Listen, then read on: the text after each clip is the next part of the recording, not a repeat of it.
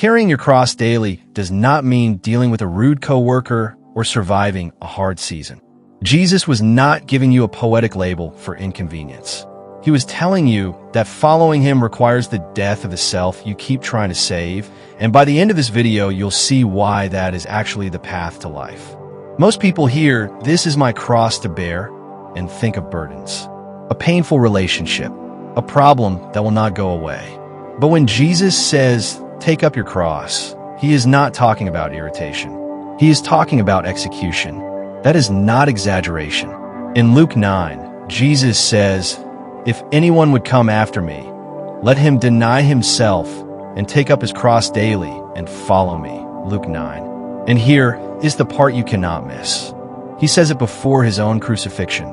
Keep that in mind because it changes everything. To his first hearers, the cross was a Roman death sentence. If Rome made you carry a crossbeam, your future was over.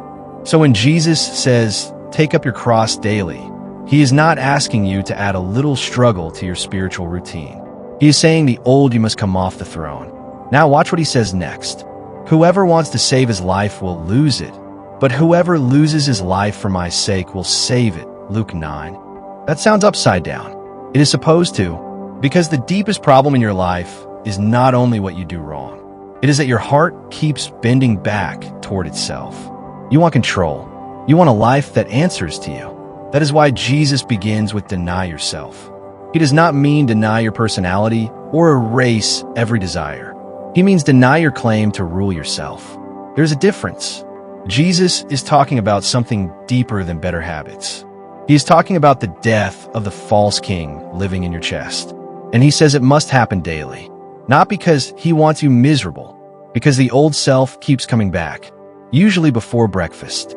You know that self, the one that wants credit for being humble, the one that says, "I trust God," while quietly reaching for control. But here's what nobody asks. Why does Jesus use the image of a cross?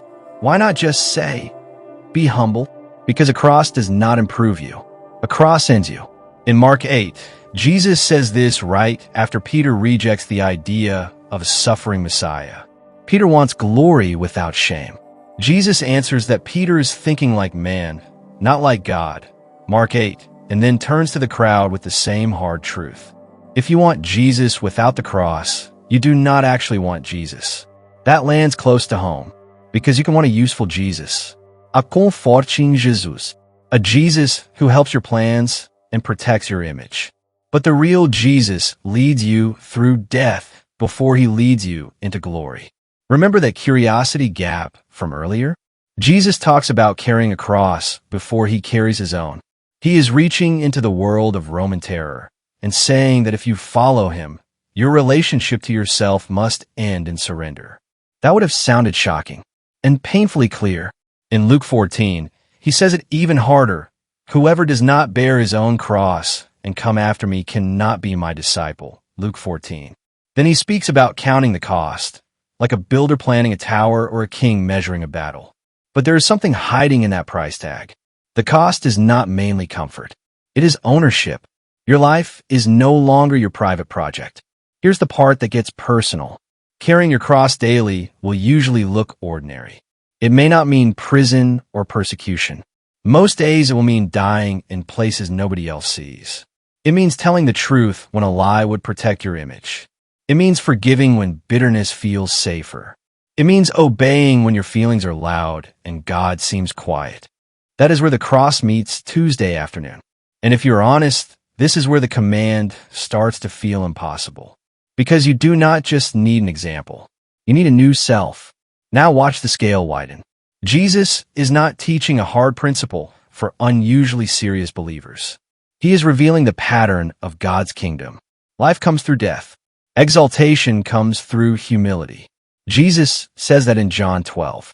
Unless a grain of wheat falls into the earth and dies, it remains alone. But if it dies, it bears much fruit. That is the shape of the kingdom. And soon, it becomes the shape of Jesus himself. Because the most important truth about carrying your cross daily is this. Jesus carried the cross first, not as a metaphor. He walked to Golgotha under the weight of Roman execution, rejected by men, obedient to the Father, bearing the judgment your sin deserved. So when he tells you to carry your cross, he is not asking you to earn your salvation. He is inviting you into his death so you can share in his life. That is why Paul says, I have been crucified with Christ, Galatians 2. Not improved with Christ, not slightly adjusted by Christ. Crucified with Christ. That is the payoff. Jesus meant that following him requires the death of your old, self-ruled life, but never as an end in itself. The cross is not where your story stops. In Jesus, the cross is the road into resurrection. So when you carry your cross daily, you are not trying to make God love you by suffering enough. You are agreeing with Jesus about what must die so real life can begin. Your pride. You need to be your own master. And that changes tomorrow morning. You can confess sin without panic because Jesus already bore condemnation. You can obey in costly places because loss is no longer the final word. You can surrender what you cannot control because the one leading you is not cruel. He is crucified love.